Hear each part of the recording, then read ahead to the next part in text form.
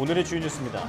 코로나19 주간 위험도는 5주 연속으로 전국과 수도권, 비수도권 모두 낮음으로 평가됐지만 지난주 주간 확진자는 전주보다 18% 증가한 것으로 나타났습니다. 감염 재생산 지수도 1.09를 기록해 9주 만에 1을 넘기며 확산세로 전환했습니다. 현재 국내 유행 우세종인 BA.5를 겨냥해 만든 이가 백신이 기존 백신보다 예방 효과가 2.6배 큰 것으로 나타났습니다. 오미크론 변이인 BA.1을 기반으로 만든 백신도 기존 백신보다 1.56배 더 많이 항체가 형성된 것으로 확인돼 개량 백신의 효용성이 부각되고 있습니다. 방역당국은 예상보다 빠르게 코로나19 재유행이 시작될 것으로 보고 동절기 예방접종 계획을 확대했습니다. 개량 백신 접종 대상을 건강 취약계층에서 성인 전체로 확대하고 개량 백신 종류도 3종으로 늘려 원하는 백신을 골라 맞을 수 있게 했습니다. 미국 인플레이션 감축법에 따른 보조금 차별 문제가 불거진 상황에서 현대차가 미국 현지 전기차 공장을 조기 착공했습니다. 해당 지역인 조지아주 지사와 의원들이 기공식에 참석했고 조 바이든 대통령도 환영 성명을 냈지만 보조금 차별 문제 해결의 기미는 여전히 보이지 않는 상태입니다. 국내 연구진이 국제전기차 충전기술협의체와 함께 전기차의 급속 충전 시 발생하는 기술적 문제를 점검하고 호환성 확보에 나섰습니다. 충전 오류가 발생하는 조건을 파악해 국제적으로 통용될 수 있는 전기차 충전기의 국제 표준을 마련할 계획입니다.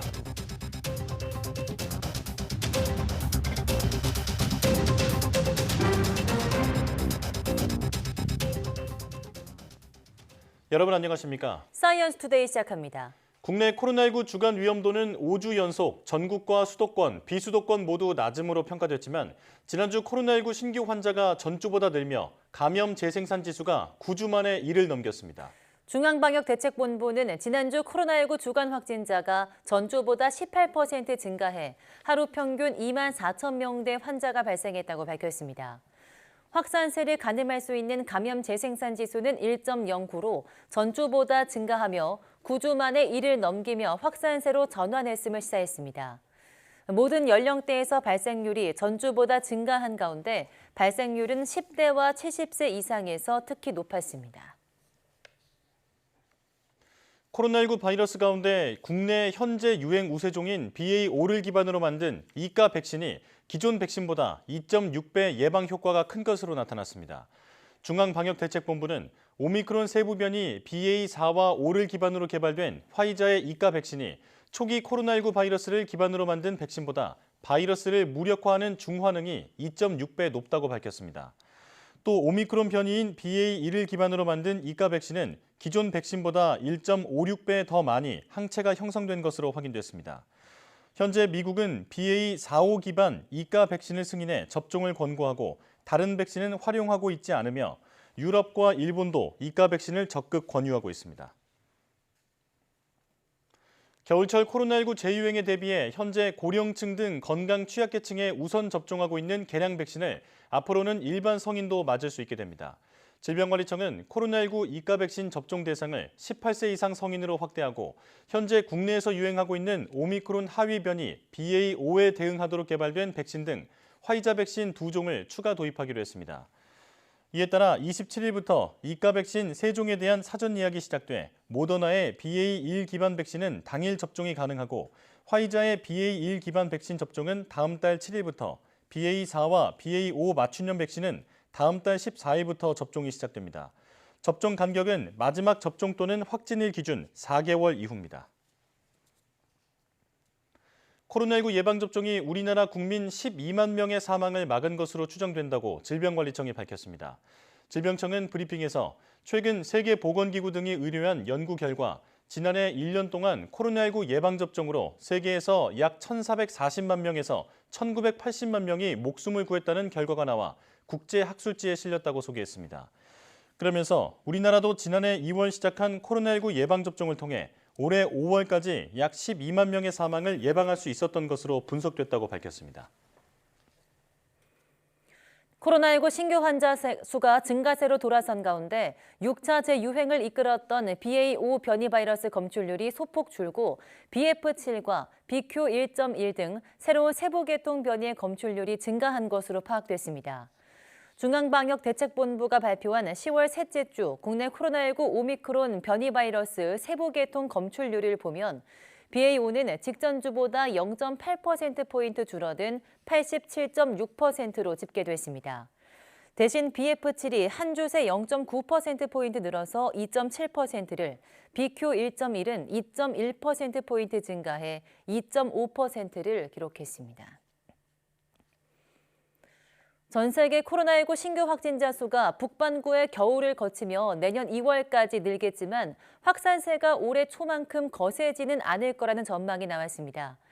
25일 로이터 통신에 따르면 미국 워싱턴대 보건계량분석연구소는 현재 1,670만 명 수준인 전 세계 코로나19 하루 신규 확진자 수가 내년 2월까지 1,870만 명으로 늘어날 것으로 전망했습니다. 이 연구소가 제시하는 추정 감염 건수는 진단검사를 받지 않은 사람들까지 포함한 것으로 실제 확진 보고된 사람은 하루 50만 명으로 훨씬 적습니다. 이번에 나온 전망치는 오미크론 변이가 급속히 확산하면서 올해 1월 8천만 명을 넘었던 것보다 크게 준 것입니다. 국내에서 원인을 알 수 없는 소아 급성 간염 의심 사례가 4건 추가됐습니다. 질병관리청은 지난달 7일부터 28일 사이 신고된 신고 사례 정의에 부합하는 12건에 대한 전문가 심층 검토 결과 4건이 의심 사례로 분류됐다고 밝혔습니다. 12건 가운데 8건은 가와사키병, 엔테로바이러스, 코로나19 바이러스 등으로 인한 급성 간염으로 추정됐습니다. 국내에서 원인 불명 소아 급성 간염 의심 사례는 올해 5월 처음 나온 이후 지금까지 모두 21건입니다. 최근 편의점 간편식이 큰 인기를 끄는 가운데 나트륨과 당 함량을 줄인 삼각김밥과 음료 등이 출시됐습니다. 맛과 건강을 함께 잡을 수 있을지 주목됩니다. 김평정 기자입니다. 한 끼 식사 또는 간단한 간식으로 삼각김밥을 찾는 이들이 많습니다. 하지만 나트륨 같은 영양 성분을 확인하는 경우는 드뭅니다. 어떤 맛인가를 위주로 보게 되지 나트륨이나 다른 성분이 얼마나 들어가 있나는 잘 안 보게 되는 것 같습니다. 삼각김밥에 들어있는 나트륨은 680mg 정도입니다. 한 개만 먹어도 세계보건기구가 권장하는 하루 섭취량의 3분의 1에 해당합니다. 맛은 비슷하면서도 나트륨 함량이 훨씬 적은 삼각김밥이 나왔습니다. 식약처 지원으로 개발됐는데 나트륨이 기존 제품보다 30% 적습니다. 삼각김밥과 함께 즉석국과 찌개, 피자와 치킨도 나트륨과 당 함량을 낮춰 출시됐습니다. 식약처는 이런 식품들로 특히 코로나19 유행 이후 나트륨 섭취량이 증가한 어린이와 청소년의 건강에 도움이 될 것으로 기대하고 있습니다. 최근에 청소년과 노인의 나트륨 섭취가 늘어나고 있는 추세입니다. 이러한 상황에서 현장의 업계의 기술 지원을 통해서 나트륨 당류 줄인 제품들의 생산을 지원하고 있습니다. 나트륨과 당류를 기존 제품보다 10% 이상, 자사 유사 제품보다 25% 이상 낮추면 포장지에 표기할 수 있습니다.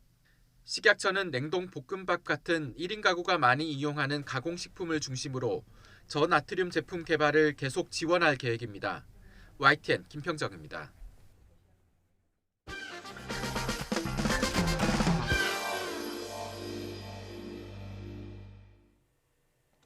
사람의 뇌와 마음은 참 오묘한 관계에 있죠. 뇌는 인체의 물리적인 장기 가운데 하나지만 보이지 않는 우리 마음과도 깊은 연관성을 갖고 있기 때문인데요.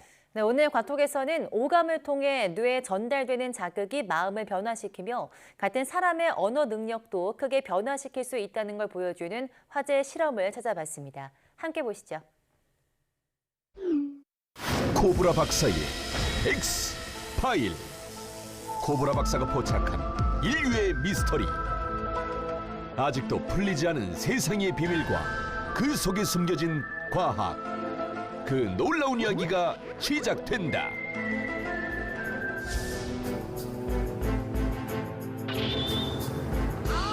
중전 마마, 제 앞날을 위해 사라져 주셔야겠습니다.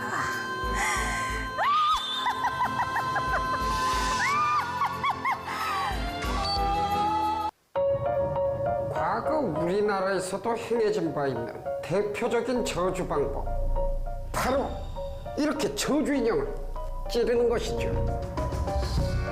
그런데 말입니다, 이 저주 인형을 찌르는 게 정말 도움이 되는지 과학적으로 증명해 보려는 사람들이 있었습니다. 2018년 캐나다 월프리드 로리의 대학.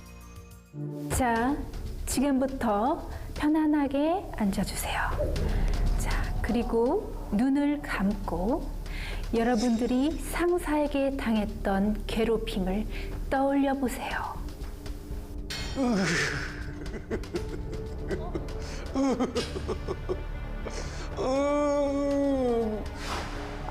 현민 씨. 이거 이런 디자인 말고요. 딱 있잖아. 화려하면서 심플한 느낌. 딱 알죠? 뭔지 알죠? 아니 어떻게 화려한데? 그리고 그 레트로한데 모던한 느낌. 딱 언더스탠? 내일 오전까지 부탁해요. 뭐야? 모더 심플 그게 뭐야? 지금 오늘했어. 싫어. 너무 싫어. 세란 씨. 네. 아니 보고서가 이게 뭐야? 아니 나 때는 이렇게 안 했어. 세란 씨. 이 세상에서 제일 일찍 자는 사람은? 잘 모르겠는데요. 이미자? 그러면 이미자 더하기 이미자는? 그것도 잘 모르겠는데. 사미자. 너무 웃겨. 역시 멘트가 시멘트야. 나 너 더 재밌는 거 개발하고 올게.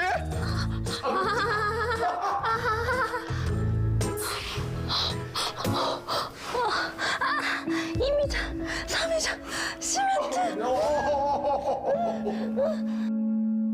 연구진은 이렇게 상사를 생각하는 것만으로 치가 떨린다는 참가자 195명을 모았는데 자, 여러분. 자, 이제 충분히 여러분. 자, 이제 충분히 떠올렸으면 검사를 시작하겠습니다. 그들은 참가자들이 상사와의 안 좋은 기억을 떠올리게 한 상태에서 심리검사와 업무 효율성 검사를 진행했다. 그리고 A와 B그룹으로 나누었는데 자, A그룹. 자, A그룹은 지금부터 그냥 참아주세요. 네? 그냥 참아요? 네, 감정을 가라앉히시고 인내하세요. 그리고 B그룹. 예. 네, B그룹은 지금부터 저주 인형을 찌르게 될 겁니다. 예? 저주 인형이요? B그룹은 연구진이 만든 저주 인형 사이트에 접속. 어디 보자. 이름 박빌런. 저주 인형에 상사의 이름을 적도록 하고 여러 가지 도구로 1분 동안 마구 찌르도록 했다.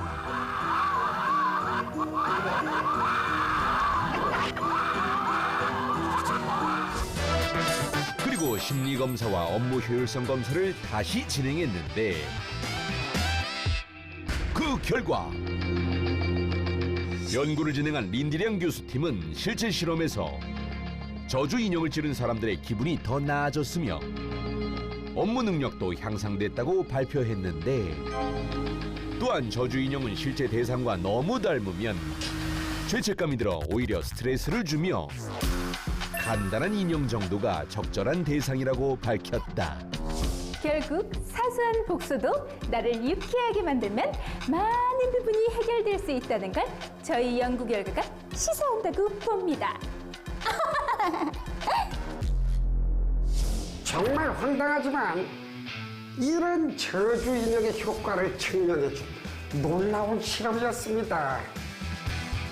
하지만 이게 못지않은 황당한 실험이 있다죠. 저기요. 저 급해서 그런데 좀 빨리 좀 나와주실 수 없으세요? 이 실험은 화장실에서 시작이 됩니다. 2015년 미국 캘리포니아 주립대학교. 화장실 앞에서 식은땀을 흘리는 실험 참가자. 저기요. 저 이제 너무 급한데 화장실 좀 갔다 오면 안 될까요? 자, 참가자분 조금만 참으시고요. 네, 이제 실험을 시작하겠습니다. 아니 그럼 너무 급해서 그러니까 뭘 하면 돼요? 빨리 얘기해 주세요. 자, 지금부터 저에게 거짓말을 해보세요. 예? 거짓말을 하라고요? 연구진의 황당한 요구. 놀랍게도 이 실험은 소변을 참는 것이 유창한 거짓말에 도움이 되는지를 확인하는 연구였다. 실험 방법은 이러했다. 먼저 참가자들을 두 그룹으로 나눈 뒤 자, 모두 원샷을 해주시기 바랍니다. 예? 한 그룹은 50ml의 물을, 또 다른 그룹은 700ml의 물을 섭취하도록 했다. 그리고 45분 후 두 그룹에게 각각 거짓말을 하게 했는데 자, 이제 시작해 주시죠. 네. 친구야. 언제 한번 밥이나 먹자. 저 내일부터 다이어트 할 거예요. 정말이에요. 와, 한현민 잘생겼다. 내 마음속 최고의 연예인. 저 내일부터 완전 금연 금주할 겁니다. 그리고 바로 운동 시작할 거예요. 그리고 첫사랑 말씀하셨는데 당연히 첫사랑은 제 아내죠. 첫눈에 반했습니다. 여보 사랑해. 놀랍게도 소변을 참았던 그룹이 더 디테일한 단어와 표현을 사용, 다른 그룹보다 훨씬 유창한 거짓말을 구사한 것으로 드러났는데 과연 그 이유는 무엇일까? 이렇게 소변을 참으면 뇌의 억제 기능도 활성화돼 진짜 같은 거짓말을 할 수 있는 겁니다. 즉, 그럴듯한 거짓말을 하기 위해선 뇌가 진실을 말하려고 하는 충동을 억제해야 하는데 소변을 참을 경우 이미 뇌의 억제 기능이 활성화되어 있기 때문에 거짓말이 더 쉬워진다는 것이다.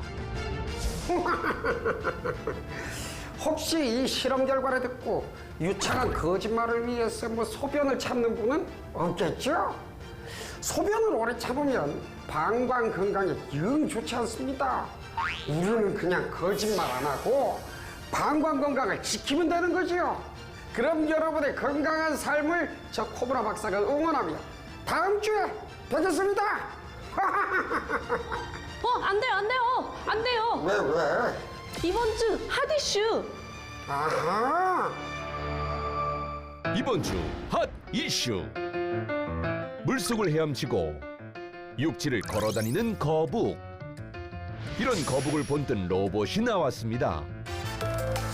미국 예일대 연구팀은 거북에서 영감을 얻은 수륙양용 로봇 아트를 개발하고 과학 저널에 발표했는데요. 아트는 환경에 맞게 모양과 강도, 동작을 바꿀 수 있는 다리를 가지고 있습니다.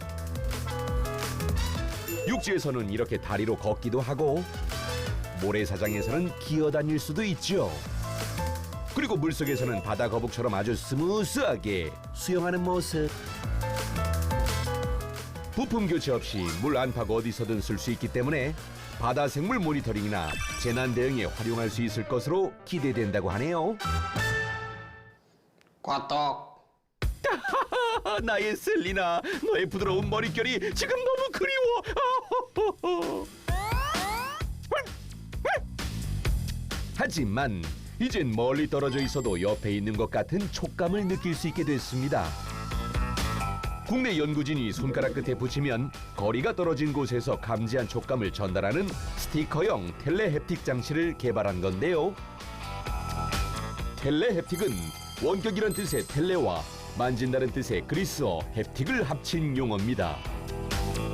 연구진이 개발한 텔레헵틱 장치는 촉감 전달 능력이 뛰어나고 크기도 손가락 끝에 붙일 정도로 작은데요. 향후 몰입감을 극대화한 메타버스와 가상현실 기술로 이어질 수 있어 기대가 됩니다. 우와, 그럼 이제 게임에서 이렇게 악수할 때도 촉감이 느껴지는 거임? 대박! 아무튼 이 촉감만큼 실감나는 과학 소식으로 화톡은 다음 주에 다시 찾아올게요. 안녕! 안녕!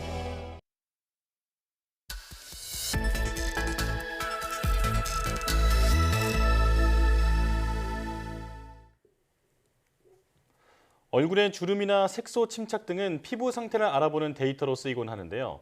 이런 피부 데이터를 잘 활용하면 피부 건강뿐 아니라 동맥경화증과 같은 질병 진단에 활용할 수 있다고 합니다. 네, 오늘 바이오 위클리에서는 피부 데이터를 이용해 질병 진단 솔루션을 개발하는 룰루랩의 최용준 대표이사, 그리고 이 회사를 취재한 이성규 기자 두 분과 함께 자세한 내용 알아보겠습니다. 어서 오세요. 네, 어서 오십시오. 안녕하세요. 자, 대표님 먼저 본격적인 질문에 앞서서 룰루랩이 어떤 회사인지 소개부터 해주시죠. 네, 룰루랩은 피부 데이터라는 핵심 바이오마커를 기반으로 이를 AI 기술과 접목해서 피부를 분석하고 데이터하며 추후에는 질병을 예측하는 비전을 갖고 사업을 전개하고 있습니다. 네. 그리고 지난 2017년 삼성전자 사내벤처를 통해서 스핀오프를 한 회사이고요. 그래서 지난 5년간 처음으로 진행했던 뷰티 파트에서는 피부 상태를 분석해서 피부 데이터에 맞는 화장품이나 콘텐츠를 추천해주는 솔루션을 제공했었습니다. 네. 그리고 올해부터 제공하는 헬스케어 파트에서는 14가지 만성 피부 질환에 대한 조기 진단을 돕는 솔루션, 그리고 DTX로 알고 계시는 디지털 의료기기에 대한 개발을 하고 있습니다. 네. 그래서 최종적으로는 이를 바탕으로 질환에 대한 조기 예측과 그리고 이러한 진단이 가능한 헬스케어 플랫폼을 구축해 나갈 계획입니다. 그렇군요. 네. AI 피부 진단 서비스, 그러니까 쉽게 말해서 내 피부 나이를 인공지능이 분석해준다, 이런 의미인 것 같은데요. 네. 무엇을 어떻게 진단해서 결과적으로 이용자들에게는 어떤 도움을 주는 건지도 궁금합니다. 그래서 질문하신 내용은 저희의 1.0이었던 뷰티 비즈니스에 관련된 내용입니다. 최근에 인공지능, 증강현실 등 4차 산업과 뷰티 산업의 융합 기술을 뷰티 테크라고 하고 있습니다. 네. 저희 룰루랩은 이런 AI 기술을 뷰티 테크 쪽에 적용하여 저희 솔루션을 AI 알고리즘과 그리고 데이터를 관리하는 CRM 시스템을 기반으로 개발을 했고요. 네. 해당 솔루션인 루미니가 4년 연속 CES 혁신상을 받은 바가 있습니다. 여기에 대해서 조금 더 부연 설명을 드리면은 네. 저희 솔루션인 루미니를 통해서 스캔 분석 추천 3단계가 15초 안에 이루어지게 됩니다. 네.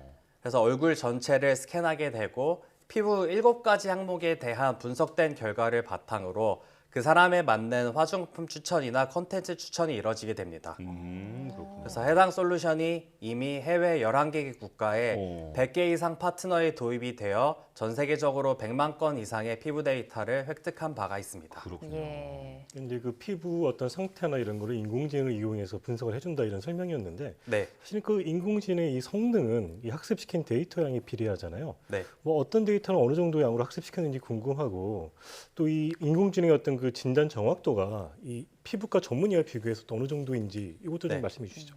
저희 룰루랩은 창업 초기부터 오직 피부 데이터에만 집중을 했는데요. 네. 2017년 창업해 업력이 한 5년 정도이지만 지난 4년간 아까 말씀드렸다시피 100개 이상의 파트너사를 통해서 약 100만 건의 피부 데이터를 획득해 왔습니다.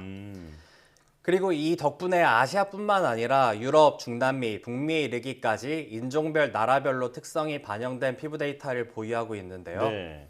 저희는 이렇게 데이터를 단순히 획득하여 분석하는 게 아니라 AI 전문 개발자, 그리고 의료진들에 대한 어노테이션이 들어가 피부 데이터에 대한 활용성 및 가치가 극대화되고 있습니다. 예. 그리고 현재 수준으로는 100만 건이 글로벌 경쟁사 대비 10배 이상인데요.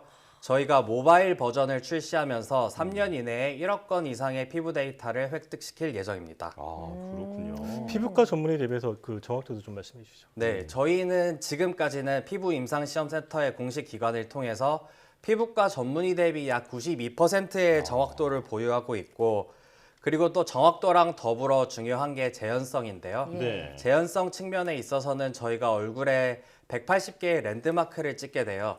그러면은 지금 분석하고 예를 들어 일주일 뒤에 분석하게 됐을 때 같은 부위를 분석해야지 데이터에 대한 연속성이 발휘되는데 네. 저희는 180개의 랜드마크 덕분에 재현성도 확보를 하고 있습니다. 그렇군요. 15초 만에 분석이 끝나는데 피부 전문의에 비교해서 92%의 정확도를 네. 가진다고 하니까 정말 놀랍습니다. 자, 이성규 기자가 현장 취재를 다녀왔는데요. 현장 영상을 보고 질문 이어가겠습니다. 처음에 이제 인공지능한테 학습을 시켜야 되잖아요. 네. 그런 데이터는 어떻게 구하고 어떻게 학습을 시키는 건가요? 저희가 처음에는 저희 대학병원 전문의분을 통해서 이제 그 각각의 피부 질환이 어떻게 정의되는지 그거에 대한 이제 가이드라인을 받았고요.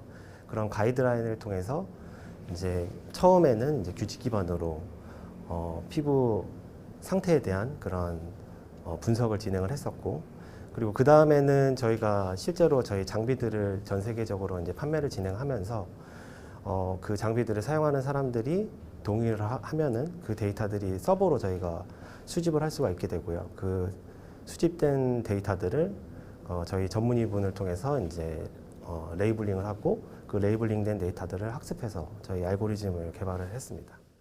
네, 방금 룰루랩 개발 이사님이 인공지능 학습을 설명해 주셨는데요. 해외 주요 경쟁사나 비교해서 인공지능의 정확도나 속도 면에서 뭐 차이점이랄까 우수성이 있으면 어떤 게 있을까요? 네, 룰루랩은 AI 알고리즘과 피부 도메인 논리지를 바탕으로 매해 10건 이상의 논문, 그리고 20건 이상의 특허 등을 등록시키면서 객관적인 기술적 우위를 검증하고 인정받고 있습니다. 네.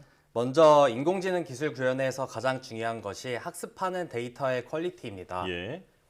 획득한 피부 데이터를 어떤 처리 기법을 적용해 인공지능 학습용으로 적합한 가상 데이터를 생성할 수 있느냐가 핵심 기술력 중에 하나라고 보는데요. 네.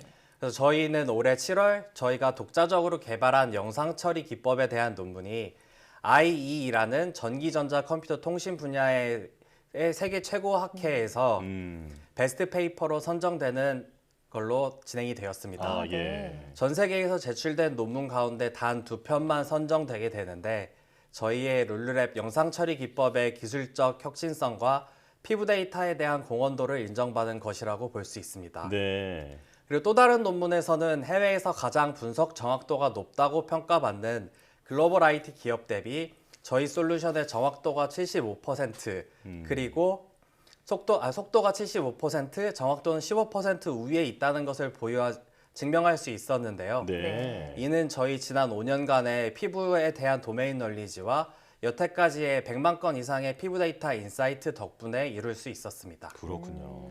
인공지능의 이제 성능에 대해서 이렇게 설명해 주셨는데 사실은 이제 이런 피부 데이터랑 인공지능 정보를 하면은 우리가 이제 흔히 말하는 피부 질환도 이렇게 진단할 수 있다 이런 거잖아요. 네. 이걸 지금 이제 세바스 병이랑 뭐 개발하고 있는데 이게 어떤 내용인가요, 구체적으로? 그래서 저희가 개발하고 있는 피부 질환, 만성 질환 14가지의 경우 질환 자체가 너무 유사하기 때문에 피부과 전문의나 숙련된 의사가 비교 분석을 해야만 정확한 진단이 가능합니다. 네. 그 14가지 질환이라 하면 아토피, 건선, 백반증 등이 있는데요. 네. 그래서 저희는 이렇게 초기 진단 치료가 중요한 질환에 맞는 치료법이 요구되기 때문에 처음에 정확하게 구분하는 게 중요한 질환들을 채택하고 있습니다. 이 질환들은 사진만으로는 구분이 어렵기 때문에 정확하게 검출해서 분류 분석하는 연구를 진행하고 있고요. 그래서 관련 AI 기술을 고도화시켜서 만성 피부 질환을 스탠다드화 시킬 수 있는 솔루션으로 상용화시키는 것이 저희의 24년도까지의 목표입니다. 예. 네. 지금 이제 그 어떤 피부 질환을 진단하는 그런 솔루션을 개발하고 있다 이렇게 설명해 주셨는데 네. 여기서 조금 더 나가면은 어떤 이제 그 질병을 우리가 예측하는 그런 솔루션도 가능하다 이렇게 설명하신 거잖아요. 네. 그 부분에 대해서도 좀 구체적으로 말씀해 주시죠. 네. 저희 피부 데이터를 바이오마커를 삼아 질환을 예측한다고 이해하시면 되는데요. 네. 제가 룰루랩을 창업하게 된 계기가 바로 이 부분입니다. 질병의 조기 진단과 예측에 유효한 바이오마커를 찾던 중 특정 질환이 발생하면 피부의 상태가 변화한다는 연구 결과를 접했습니다. 예.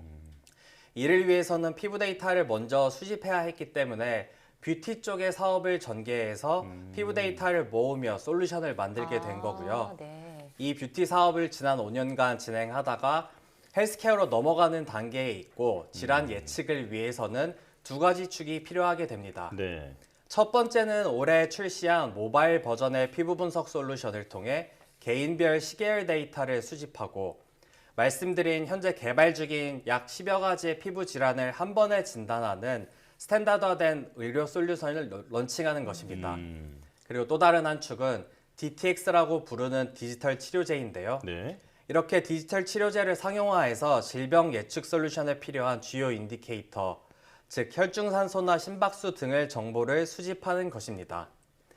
그래서 최종적으로 피부 분석 솔루션을 통해 얻은 피부 데이터라는 핵심 바이오마커와 디지털 치료제를 통해 획득한 주요 인디케이터와의 융합이 이루어지게 됩니다. 네. 그래서 예를 들어 이마주름은 혈관 노폐물, 혈전이 쌓여 혈관을 좁게 만드는 동맥경화증의 지표가 될 수 있으며 이를 통해 심혈관 질환을 예측하는 바이오마커가 될 수 있습니다.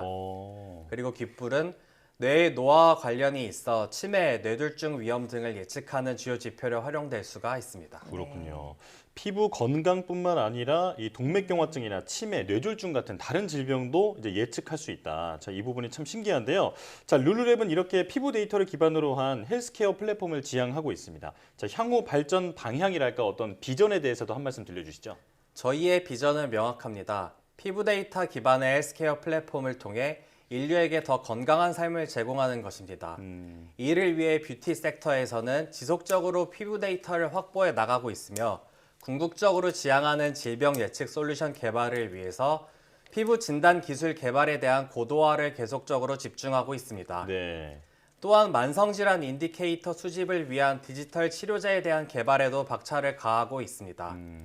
이렇게 바이오마커로서 피부 데이터가 갖는 가치를 발견하고 이를 극대화시켜 헬스케어 플랫폼을 구축하겠다라는 저희의 사업 모델은 전 세계적으로도 유일무이합니다. 네, 뷰티에서 확장을 해서 질병 예측 솔루션을 향해 나아가는 그 길 하나하나에 저희도 한번 기대를 모아보겠습니다. 오늘 말씀 여기까지 듣겠고요. 룰루랩 최용준 대표이사와 이성규 기자와 함께했습니다. 고맙습니다. 네, 감사합니다.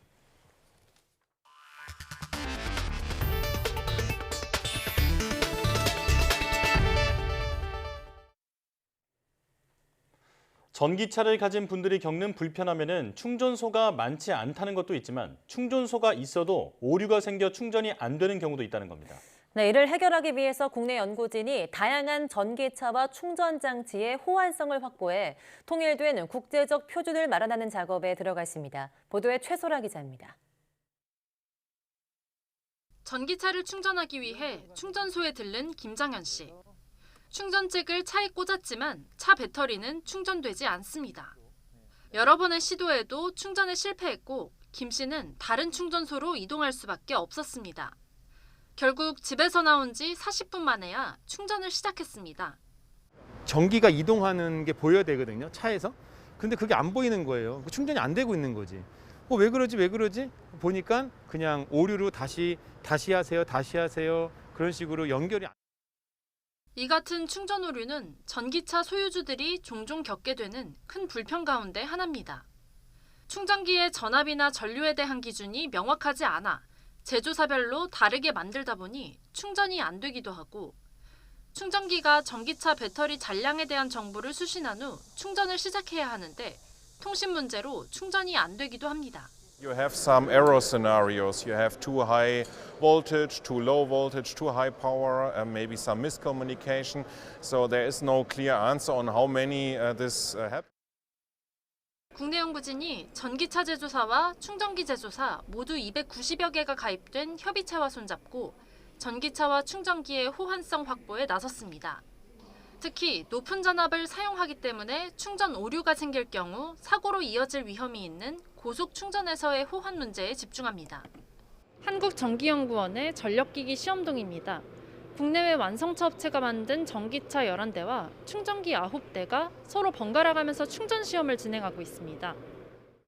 일단 어떤 조건에서 충전 오류가 발생하는지 파악한 뒤 적합한 표준을 마련해 전 세계로 확산하겠다는 겁니다. 앞으로 전기차 보급에 크게 기여할 수 있을 것으로 기대합니다. 그 외 산업적인 응용도 많이 있죠. 우리가 기술적인 리더십을 확보를 하고 그것을 다른 분야로 확산시킬 그런 계획을 갖고 있습니다. 더 빠른 충전을 위해 매년 새로운 전기차와 충전기가 출시되고 있는 가운데 국제적으로 통용될 전기차 충전기의 국제 표준이 확립될 수 있을지 주목됩니다. YTN 사이언스 최소라입니다. 미국의 인플레이션 감축법으로 한국산 전기차 차별 문제가 불거지면서 현대차가 예정보다 일찍 미국의 전기차 공장을 짓기 시작했습니다. 하지만 전기차 생산이 2025년에나 가능해서 내후년까지는 보조금 혜택을 받을 수 없다는 점이 문제입니다. 워싱턴 권준기 특파원이 보도합니다. 현대자동차가 새로 짓는 미국 조지아 전기차 공장이 조기에 첫 삽을 떴습니다. 당초 내년 상반기로 잡았던 기공식을 앞당겼습니다. 미국 인플레이션 감축법에 따라 북미에서 생산되지 않은 전기차는 대당 1,000만 원의 보조금을 받을 수 없게 돼 착공을 서두른 겁니다. Our $10 billion investment in this EV plant and other U.S. operations in proof of our strong commitment to electrification and the region. 메타플랜트 아메리카로 이름 붙인 공장은 연간 30만 대 전기차 양산이 가능한 규모입니다. 특히 여러 차종을 탄력적으로 생산할 수 있는 시스템을 도입해 미국 현지 수요를 신속하게 반영할 계획입니다. The site we come to visit today will become another landmark in the history of Korean investments in the United States. 조지아주는 코앞으로 다가온 중간선거 최대 경합지지만 현역 주지사와 상하원 의원도 선거운동을 제쳐놓고 기공식에 참석했습니다. 그만큼 대규모 전기차 공장이 지역 산업 발전과 일자리 창출에 보탬이 된다는 얘기입니다. 야당인 공화당은 다수당이 되면 인플레이션 감축법 개정을 벼르고 있고 민주당 원옥 상원의원도 보조금 조항을 유예하는 수정안을 내놨습니다. I want to say thank you for bringing even more jobs to the number one state for business.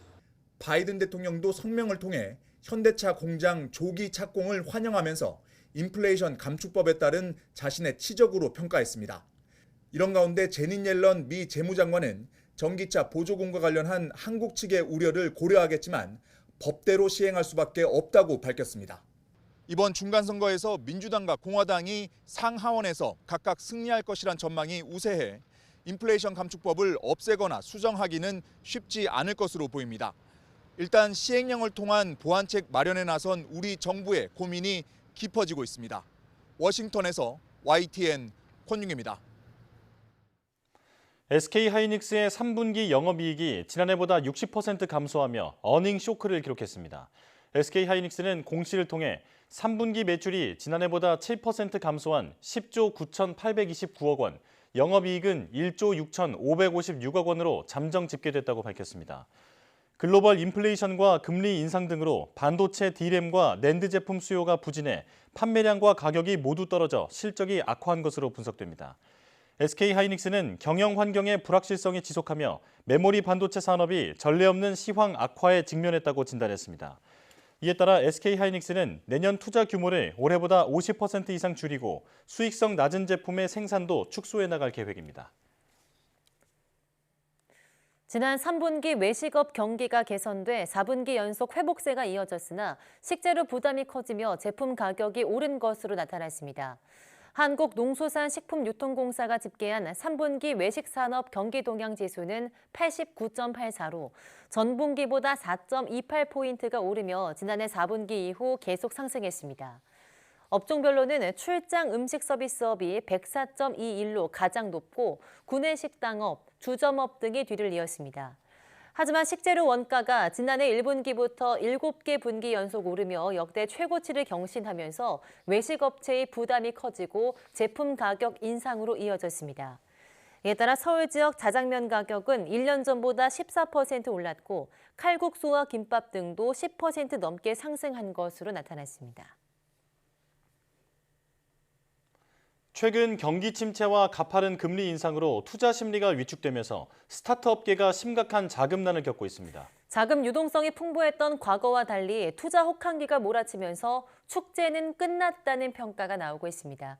윤혜리 기자입니다. 주사기처럼 생긴 캡슐을 누르면 신선한 콜드브루 커피 한 잔이 만들어집니다. 휴대용 질소 커피를 개발해 일본 업체와 1억 원 물량 수주 계약을 맺었지만 6개월이 지나도록 물건을 보내지 못하고 있습니다. 제때 투자금이 모이지 않아 공장을 돌릴 수가 없기 때문입니다. 국내 투자자들은 아무래도 과거의 실적, 그다음에 과거의 매출 이런 기준으로 투자를 하다 보니까 좋은 아이디어 제품과 뭐 혁신적인 제품을 만들어 놓고도 사실 성장하기도 힘들고 투자 유치가 어려워 사업을 중단하거나 축소한 업체도 적지 않습니다. 수산물 당일 배송 서비스를 운영하는 한 업체는 200억 원의 투자를 받아 회원 75만 명을 모았지만 최근 자금난에 버티지 못하고 전 직원을 권고사직했습니다. 배달 대행 플랫폼 운영사인 다른 업체도 올해 투자 유치가 어려워지자 일부 서비스를 종료하고 구조조정을 했습니다. 스타트업계에 보릿고개가 찾아온 겁니다. 올해 가파른 금리 인상에 벤처 투자사들이 높은 위험을 감수해야 하는 스타트업 투자를 꺼리면서 지난 9월 투자액은 지난해 40%에 그쳤습니다. 한 달 전과 비교해도 반토막 수준입니다. 경영 여건도 악화하고 있습니다. 대한상공회의소 조사 결과 스타트업 10곳 가운데 6곳이 지난해보다 투자 심리 악화와 내수시장 부진 등으로 경영이 어려워졌다고 답했습니다. 스타트업계는 정부뿐 아니라 민간이 주도하는 기업형 벤처 캐피탈 제도가 활성화돼야 한다고 강조합니다. 민간 투자가 더 활성화될 수 있는 제도나 어떤 인센티브, 유인책들을 더 정부가 적극적으로 펼쳐서 민간 투자를 더욱 활성화시키는 게 좀 바람직하다고 보입니다. 스타트업 옥석 가리기가 시작됐다는 평가도 나옵니다. 자생적으로 매출이나 이익을 내려고 비즈니스 모델을 다시 한번 돌아보는 이런 단기적인 수익성도 생각해보는 조금 내실을 다지는 기회로 비즈니스 모델을 한번 살펴보는 계기가 되면 좋지 않을까. 생산성 향상과 수익성 개선을 위한 스타트업계의 자구책 마련도 병행돼야 할 걸로 보입니다. YTN 윤혜리입니다.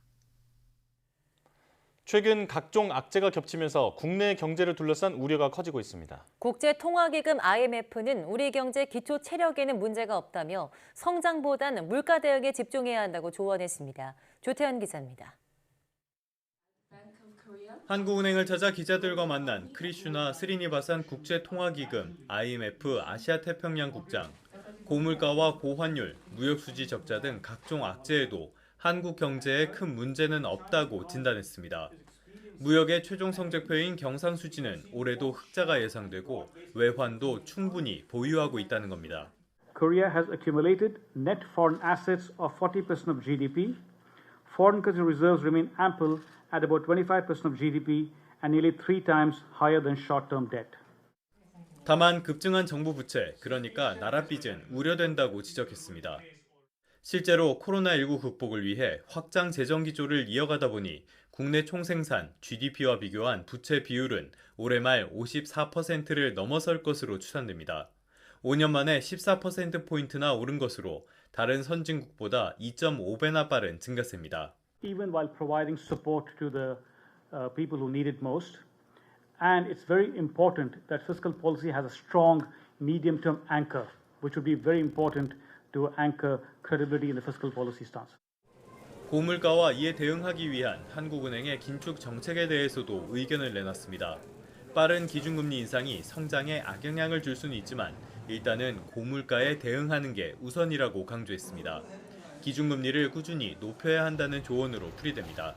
And if you don't address inflation head-on, you risk there is a risk that expectations can get unanchored and so on. So that's why it's important to address inflation head-on, but while taking into account the trade-offs we talked about.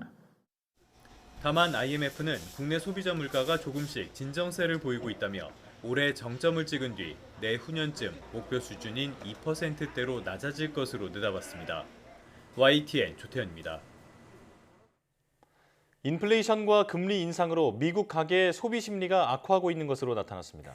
10월 소비자 신뢰지수가 102.5를 기록하며 3개월 만에 하락으로 돌아섰고 집값은 2달 연속 하락세를 이어갔습니다.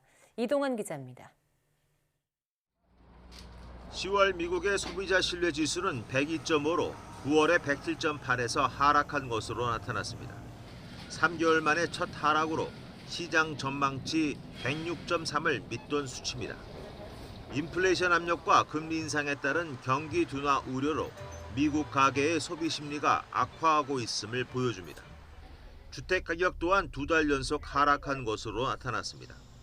지난 7월 미국의 주택 가격 지수가 전달보다 0.2% 떨어져 10년 만에 하락세로 돌아선 데 이어 8월에는 전달보다 0.9% 떨어져 낙폭을 키웠습니다. 연초 3%대였던 30년 만기 주택담보대출 금리가 최근 7%를 돌파하는 등 금리 상승과 이에 따른 수요 둔화로 미국의 주택시장이 빠르게 식어가고 있습니다. 이처럼 부진한 경제 지표가 이어지면서 다음 주 예정된 연방준비제도 회의에서 공격적인 금리 인상 분위기가 누그러들지 않겠냐는 기대가 나오고 있습니다. They may be at least talking about slowing down after the November rate increase, which is expected, and we expect it to be 75 basis points. 연준이 올해 마지막인 12월 회의에서 기준금리를 0.75%포인트가 아닌 0.5%포인트 인상할 가능성은 50%를 웃도는 수준까지 올랐습니다. YTN 이동원입니다.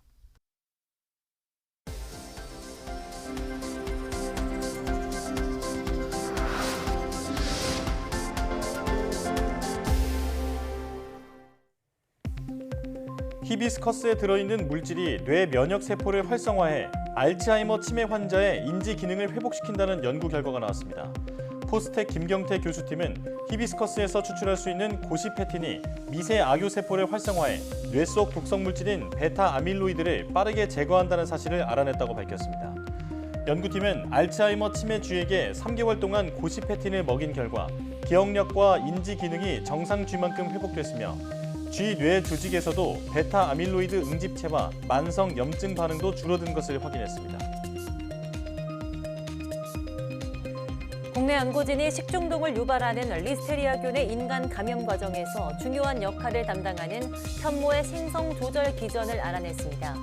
강원대 윤성일 교수팀은 리스테리아균의 편모 생성이 온도에 따라 달라지는 특정 단백질의 독특한 구조적 변화에 의해 제어된다는 사실을 확인했다고 밝혔습니다.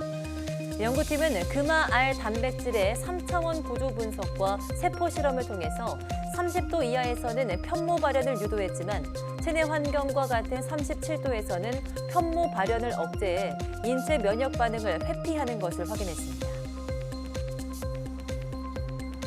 국내 연구진이 가상현실이나 증강현실 사용 시 자연스러운 화면 출력이 가능한 영상처리 딥러닝 기술을 개발했습니다. 대구 경북과학기술원 진경환 교수팀은 이미지를 여러 주파수로 분해하고 함축 표현 신경망 기술을 이용해 분해된 주파수에 다시 좌표를 부여해 기존보다 메모리를 적게 쓰면서도 보다 선명하게 이미지를 볼 수 있는 기술을 개발했다고 밝혔습니다. 연구팀은 개발한 기술을 활용하면 화면의 컴퓨터 그래픽에서 사선이나 곡선을 그릴 때 나타나는 톱니 모양이 줄어들어 자연스럽게 영상을 출력할 수 있고 이미지의 고주파 부분 역시 뚜렷하게 복원할 수 있다고 설명했습니다. 오는 2027년 개관을 목표로 추진 중인 복합과학체험랜드 조성 사업이 예비 타당성 조사를 최종 통과했습니다.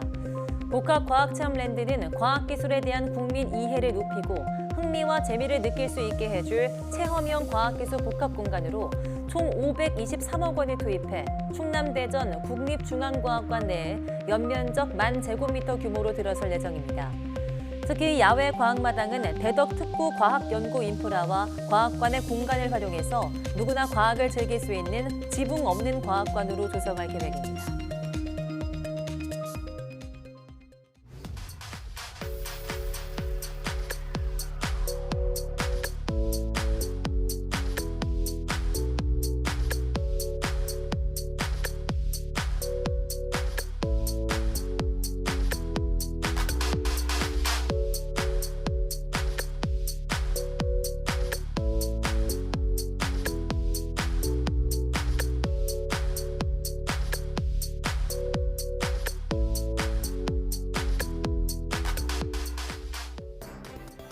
오미크론 기반의 코로나19 2가 백신이 기존 백신보다 예방 효과가 뛰어난 것으로 나타난 가운데 개량 백신 추가 접종 대상이 18세 이상 모든 성인으로 확대됐습니다.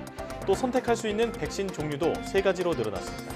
접종 예약은 지금까지와 마찬가지로 예방접종 사전 예약 시스템 누리집과 1339 콜센터, 주민센터 방문, 네이버, 카카오톡 등을 통해 예약할 수 있는데요.